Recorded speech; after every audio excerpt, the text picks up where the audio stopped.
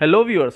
तो अगर आप भी हैं क्लास 9 के स्टूडेंट और आपको चाहिए अपने मैथमेटिक्स सब्जेक्ट में हेल्प, तो आप बिल्कुल सही चैनल पे हो, क्योंकि यहाँ आपको आपके मैथमेटिक्स सब्जेक्ट के लिए कंप्लीट गाइडेंस मिलेगा। सारे रूल्स और कॉन्सेप्ट्स भी क्लियर किए जाएंगे। हर एक्सरसाइज को सॉल्व करने से पहले उसके बेसिक्स भी बताए जाएंगे, एग्जाम्पल सॉल्व करवाए जाएंगे।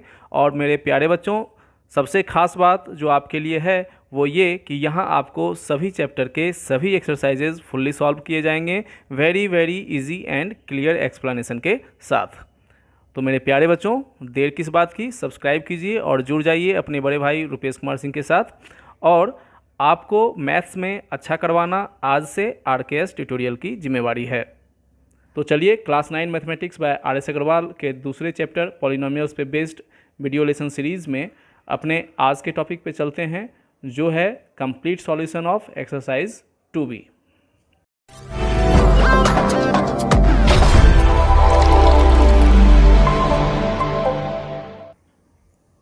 पॉलिनोमियल्स एक्सरसाइज 2B में बच्चों आपका जो फर्स्ट क्वेश्चन है उसमें आपको वैल्यूज़ फाइंड करने हैं, है ना। एक पॉलिनोमियल आपको गिवन है P ऑफ X, और इसमें आपको कुल 3 क्वेश्चंस हैं, है ना। x के अलग अलग वैल्यूज़ के लिए हमें P ऑफ X फाइंड करना है।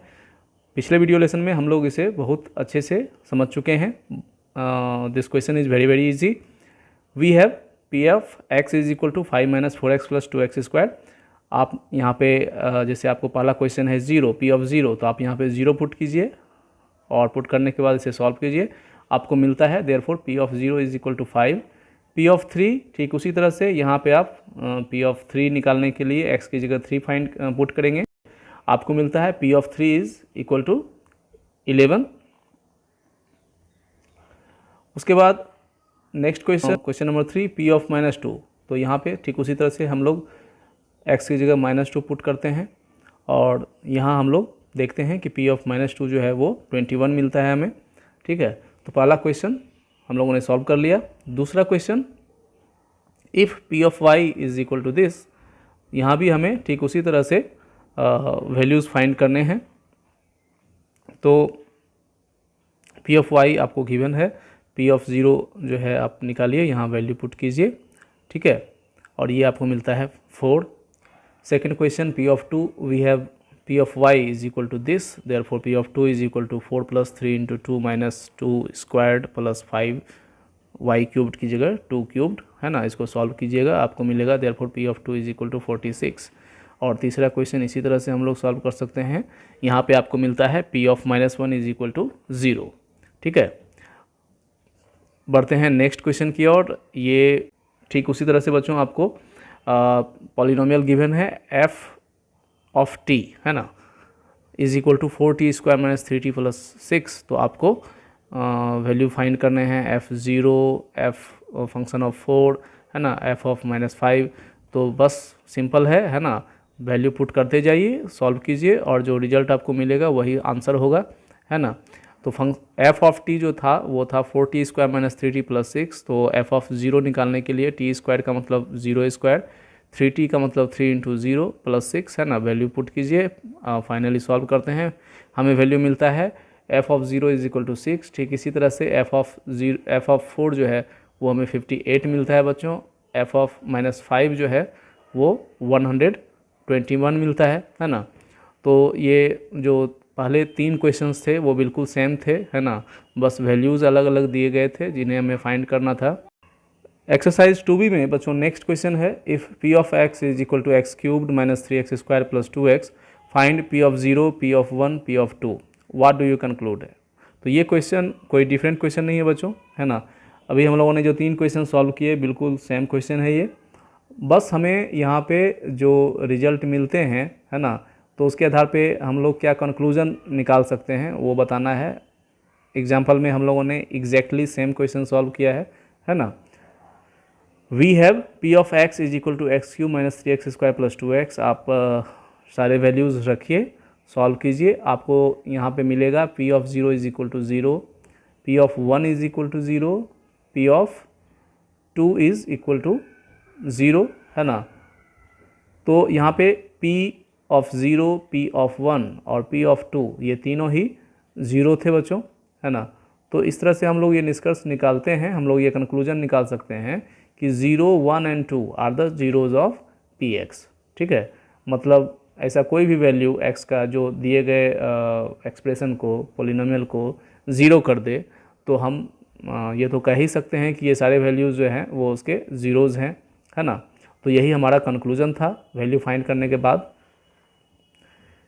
Next question, question number 5, if p x is equal to x cube plus x square minus 9x-9, find p of 0, p of 3, p of -3 and p of -1.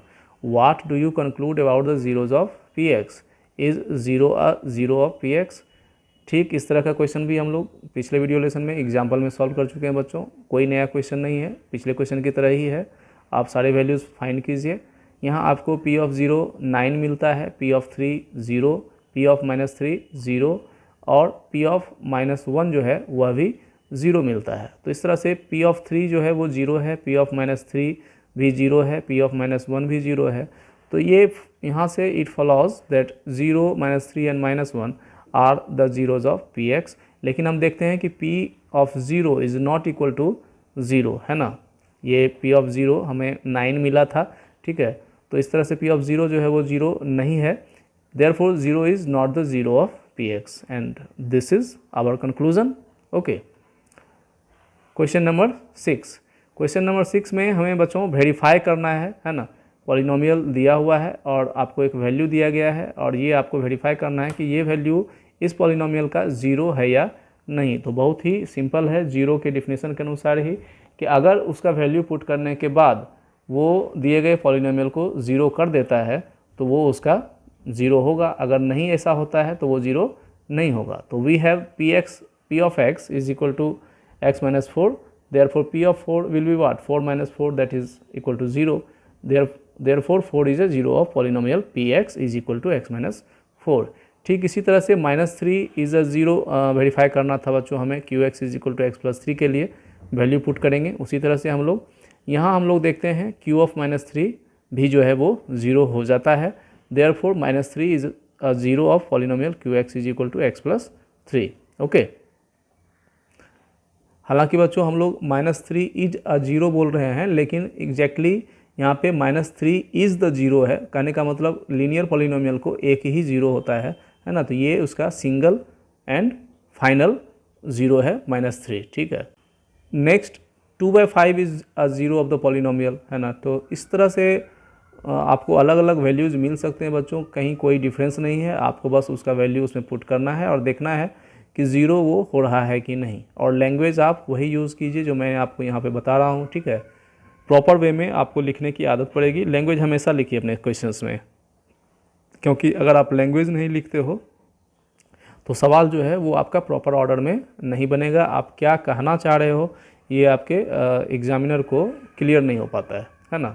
तो एक systematic way में बनाने की आदत होनी चाहिए, लैंग्वेज कभी भी छोड़िए नहीं, स्किप मत कीजिए। सवाल को जितनी खूबसूरती से बनाइएगा, जितने अच्छे से बनाइएगा, जितना साफ़ सुथरा बनाइएगा, उसकी मार्किंग आपकी उतनी अच्छी होगी, है ना। तो यहाँ पे ठीक उसी तरह से यहाँ 2/5 हम लोग पुट करके देखते हैं तो ये 0 हो जाता है, तो ये इसका 0 है। -½ रख, नेक्स्ट क्वेश्चन में -½ हम लोग रखते हैं, तो यहाँ भी हम देखते हैं कि ये इसका वैल्यू 0 कर देता है, तो -½ भी जो है वो g ऑफ y का 0 था। क्वेश्चन नंबर 7 में वेरीफाई करना था 1 and 2 are the zeros of polynomial this, ठीक है। तो अभी तक आपको लीनियर पॉलिनोमियल्स मिल रहे थे, अब आपको एक क्वाड्रेटिक पॉलिनोमियल मिला है और इसके 2 क्वाड्रेटिक है, तो आपको पता है कि इसके 2 रूट्स 2 जीरोज़ होंगे। तो हमें देखना है कि ये दोनों उसके जीरोज़ हैं कि नहीं। तो बस सिंपल वी हैव px लिखिए, p of x, है ना, कि हमारे पास ये गिवन है। इसके बाद देयरफॉर करके आप दोनों वैल्यू जो है वो फाइंड कीजिए। दोनों वैल्यू आप देख रहे हैं यहाँ पर 0 है, तो therefore 1 and 2 are the zeros of the polynomial this. उसके बाद नेक्स्ट क्वेश्चन में 2 and -3 था जिसको वेरीफाई करना है qx के लिए, q of x के लिए। यहाँ फिर से हम लोग वैल्यू पुट करते हैं, देखते हैं q of 2 जो है वो फिर 0 आता है, q of -3 भी जो है वो 0 आता है। तो ठीक उसी तरह से 2 and -3 are the zeros of the polynomial q of x is equal to x² plus x minus 6, ठीक है। थर्ड 0 and 3, तो यहाँ पे अगेन हम देखते हैं कि r of x के लिए r0 जो है वो 0 मिलता है, r of 3 जो है वो भी हमें 0 मिलता है। तो 0 and 3 are the zeros of the polynomial r of x is equal to x square minus 3x। Next question, question number 8 बच्चों, find the zeros of the polynomial, है ना, जीरो फाइंड करना है पॉलिनोमियल का। तो ये पिछले वीडियो लेसन में हम लोग देख चुके हैं। जीरो फाइंड करने का मतलब है बच्चों, हम लोग एक वैल्यू एज्यूम करेंगे, कोई लेटर हम लोग एज्यूम करते हैं कि मान लिया जाए ये उसका जीरो है, एक इक्वेशन फॉर्म करते हैं, है ना, कंडीशन के अनुसार। चूँकि अगर अल्फ़ा उसका जीरो है तो पी अल्फ़ा जो है, पी ऑफ अल्फ़ा जो है वो जीरो हो जाएगा। This implies alpha minus 5 is equal to 0, this implies alpha is equal to 5। Therefore 5 is the zero of the given polynomial p of x is equal to x minus 5। Similarly हम लोग question number 2 को solve कर सकते हैं, 3 को भी solve कर सकते हैं, है ना, नथिंग डिफरेंट। यहाँ पे आप उसी तरह से अल्फ़ा एज्यूम कीजिए, इक्वेशन फॉर्म कीजिए, दोनों को सॉल्व कर सकते हैं हम लोग, ठीक है। तो क्वेश्चन नंबर 2 में हमें -4 जो है वो हम लोग देखते हैं कि जीरो उसका है ना। और थर्ड में हम लोग देखते हैं कि अल्फ़ा का वैल्यू -5/2 मिलता है। Therefore -5/2 is the zero of the given polynomial r of x is equal to 2x + 5। 4 में हमें ये वैल्यू जो है एफ ऑफ एक्स के लिए अल्फ़ा का वैल्यू -5/2 मिलता है, और 5 में जी ऑफ एक्स के लिए जो अल्फ़ा का वैल्यू मिलता है 5/4, है ना। ये सभी ऐसे वैल्यूज़ हैं जिनके लिए दिए गए पॉलिनोमियल्स का जो वैल्यू था वो 0 था। उस कंडीशन पे हम लोगों ने एक इक्वेशन फॉर्म किया और उसको सॉल्व किया, जो वैल्यू हमें मिलता है वही उसका आंसर है, ठीक है। इसी तरह से जो 6th था h ऑफ x, वहाँ पे हमें अल्फ़ा का वैल्यू 1/3 मिलता है ना। 1/3 is the zero of the given polynomial h of x is equal to 6x minus 2। 7th में p of x is equal to ax, a is not equal to 0। ठीक उसी तरह से हम लोगों ने यहाँ एज्यूम किया है a नॉट इक्वल टू 0 है। कहने का मतलब बच्चों, अगर a 0 हो जाएगा तो फिर वेरिएबल्स इसमें रहेंगे ही नहीं, फिर कांस्टेंट पॉलिनोमियल हो जाएगा। कांस्टेंट पॉलिनोमियल को कोई जीरो होता नहीं है, ये हम लोग पिछले वीडियो लेसन में देख चुके हैं। तो इस तरह से यहाँ हम लोग इसको सॉल्व करते हैं। यहाँ हमें इसका जीरो मिलता है answer. Zero is the zero of the given polynomial, है ना। यहाँ एक चीज़ आप ध्यान दीजिए, a alpha is equal to 0 मिल रहा था। अब चूँकि a 0 है नहीं, है ना, और दोनों का प्रोडक्ट 0 हो रहा है बच्चों, दो नंबर्स, है ना, दो टर्म्स का प्रोडक्ट अगर 0 है और उसमें से उन दोनों टर्म्स में से एक अगर कांस्टेंट हो जाए तो नेसेसरीली दूसरे को 0 होना पड़ेगा बच्चों, है ना, क्योंकि ये तो कांस्टेंट है, 0 से डिफरेंट है। तो दूसरे टर्म के बारे में ही हम लोग कंफर्म कर सकते हैं कि वो 0 होगा, इसलिए यहाँ पे अल्फ़ा का वैल्यू 0 हुआ है, ठीक है। तो आप समझ रहे होंगे कि a alpha is equal to 0 जब हम लोग लिखते हैं तो अल्फ़ा इज इक्वल टू 0 क्यों लिखते हैं, ओके। और last question, q of x is equal to 4x, ठीक है। तो यहाँ पे ठीक उसी तरह से हम लोगों ने अल्फ़ा को इसका 0 कंसीडर किया, इक्वेशन फॉर्म किया, और यहाँ पे फिर से हमें अल्फ़ा का वैल्यू जो है वो 0 मिलता है, ओके। तो अब हम लोग पहुँच चुके हैं इस एक्सरसाइज के सबसे फाइनल मतलब लास्ट क्वेश्चन पे, है ना। थोड़ा सा जहाँ कुछ हमारे लिए करने लायक है, थोड़ा सा डिफरेंट क्वेश्चन, है ना। हालांकि कॉन्सेप्ट वही है, कोई नई बात यहाँ नहीं हो रही है ना। थोड़ा सा हम लोग इसमें प्रोसेस करते हैं, ठीक है। यहाँ आपको पहले ही दे दिया गया है कि 2 and 0 जो है वो ज़ीरोज़ हैं इस पॉलिनोमियल के, और इसमें आपको 2 या 3 कोएफिशिएंट्स इस ढंग से हो सकते हैं, ठीक है, कि आपको नहीं दिए जाएं और उनके वैल्यूज़ आपको पूछे जाएं, ठीक है। तो आपको पता है कि अगर 2 वेरिएबल्स हैं, देखिए अगर सिंगल वेरिएबल है तो उसके लिए एक इक्वेशन से आपका काम चल जाएगा। 2 वेरिएबल्स हैं तो उसके लिए आपको 2 इक्वेशन चाहिए। अगर 3 वेरिएबल्स पूछे जाएंगे आपसे तो उसके लिए आपको 3 इक्वेशन चाहिए। तो यहाँ पे 2 वेरिएबल्स आपको दिए गए हैं, a और b का वैल्यू आपको बताना है। अगर 2 और 0 इसके ज़ीरोज़ हैं तो 2 और 0 इसके ज़ीरोज़ हैं, इसका मतलब है कि अगर हम इसमें 2 और 0 दोनों को पुट करते हैं तो उसका फाइनल वैल्यू जो है वो 0 होगा। तो इस बेसिस पे हमारे पास 2 इक्वेशन बच्चों फॉर्म होंगे, है ना। We have f of x is equal to 2x cubed minus 5x square plus ax plus b। Now 2 is a zero of the polynomial f of x, therefore f of 2 is equal to 0। इसको solve कीजिए आप, यहाँ आपको मिलता है 2a plus b is equal to 4। इसको equation number 1 assume कर लेते हैं हम लोग। Again 0 is a zero of the polynomial F of x, ठीक है।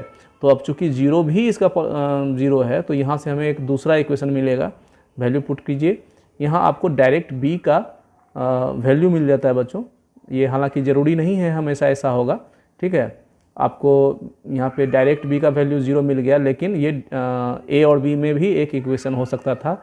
इस इक्वेशन में आपको a नहीं है, डायरेक्ट b का वैल्यू मिला है, लेकिन ये डिफरेंट भी हो सकता है। तो उसके लिए आप प्रिपेयर्ड रहिए, क्वेश्चंस डिफरेंट हो सकते हैं, प्रोसेस यही रहेगा।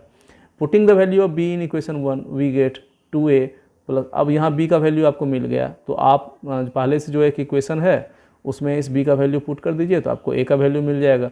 तो 2a is equal to 4, therefore a is equal to 4/2, thereby a is equal to 2। तो इस तरह से हमें a का वैल्यू 2 और b का वैल्यू 0 मिलता है। तो इस तरह से हमारा जो चैप्टर जो एक्सरसाइज था बच्चों, एक्सरसाइज 2b, उसको हम लोगों ने कंप्लीट कवर कर लिया। इस एक्सरसाइज से जुड़े हुए जो कॉन्सेप्ट, जो बेसिक्स थे, रूल्स थे, जो एग्जांपल्स थे, वो हम लोगों ने प्रीवियस वीडियो लेसन में सॉल्व कर लिया है, समझ लिया है। इस वीडियो लेसन में हम लोगों ने एक्सरसाइज 2b को कंप्लीट सॉल्व कर लिया है। तो बने रहिए अपने चैनल के साथ ऐसे ही, और अपना प्यार अपने इस चैनल को अपने सब्सक्रिप्शंस, लाइक, शेयर्स और कमेंट के रूप में देते रहिए। मिलते हैं नेक्स्ट वीडियो लेसन में, तब तक के लिए दीजिए अपने बड़े भाई को इजाज़त। Love you all, bye.